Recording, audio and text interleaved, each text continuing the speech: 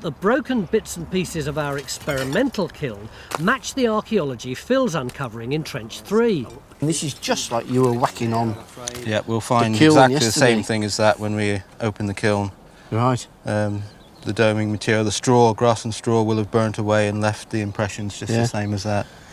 So is this the collapsed dome you're into? Yeah, I mean, what I've come down onto now, at this end here, look, you can see it's gone really, really red and orange. Yeah. Very, very, and it's tilting up that way.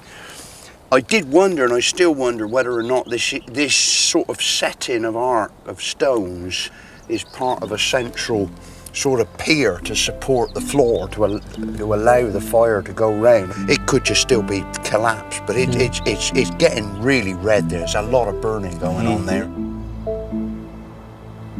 So at last, a picture of what this hill looked like in Roman times is emerging. This little island in a waterlogged landscape would have been a hive of manufacturing, producing the pots, the tiles, the day-to-day stuff of Roman life.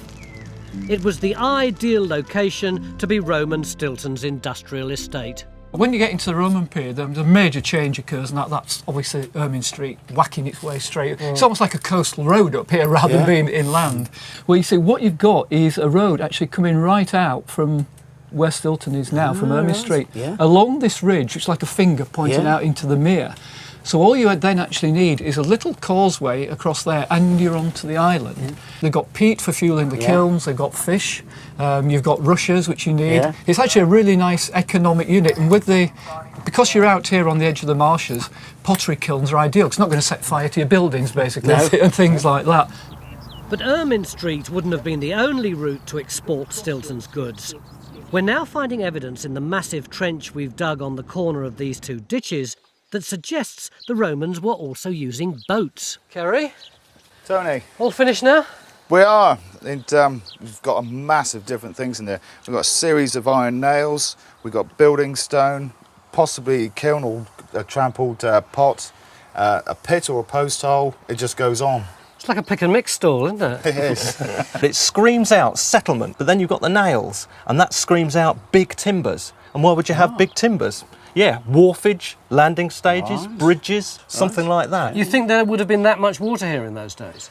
I reckon so. Pretty damp place, and I reckon they've spread this on to try and make it a bit less soggy, and what we've got are elements of the superstructure left as well. I must admit, there's a part of me that feels quite bad about this. We came here to look at this area. This is your patch, you invited us in, and at the end of the day, we've only dug one trench. In some ways it's disappointing because you'd like to know more, but in other ways this is the perfect evaluation.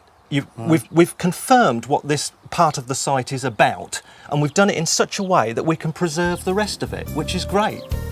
The best thing to do now with this complex piece of archaeology is to rebury it, preserving this possible Roman wharf for the future.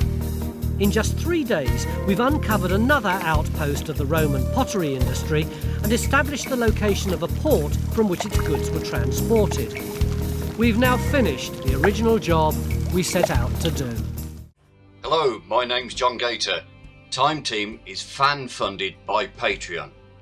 This vital support helps us to make new episodes. Joining Patreon gives you access to exclusive interviews, 3D models and masterclasses, plus lots more.